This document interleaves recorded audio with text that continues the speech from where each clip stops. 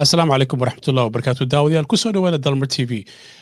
insha allah beri waxaa la filaya inay ramadaan tahay caawi waxaa martiino ah sheekh mukhtaar xaaji oo ah imaamka masaajidka ibnu taymiya sheekh mukhtaar kusoo dhowo dalmar t v السلام عليكم ورحمة الله وبركاته waxaa mahad iskale ilaahay tabaaraka wa tacaala kadibna waxaan u mahad celinaynaa dalmar t v master farxaan iyo ragga waxa weeye la shaqeeya dhammaan intaas kadib ilaahay baa mahad iska leh subxaanahu wa tacaala na soo gaarsiiyey bisha barakaysan oo ramadaan waxaan ummadda soomaaliyeed meel kasta ay joogaan aan ogeysiinaynaa oon si official ah aan u ogeysiinaynaa berri oo ay 13 ku aadan tahay abriil 2021ka inay tahay bishii ramadaan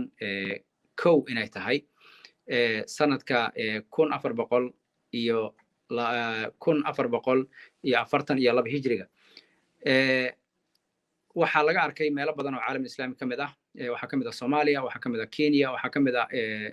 Sacuudiga marka meelo badan baa laga arkay si marka official ah dadka muslimiinta guud ahaan gaar ahaan Mareykanka iyo North America si gaar ah Columbus Ohio waxaan u ogeysiinaynaa inay berri ay tahay ramadaan bishii barakeysnayd maalinka ugu horeysay dadka muslimiinta marka inay baaqaan ka faa'iideystaan bisha barakeysan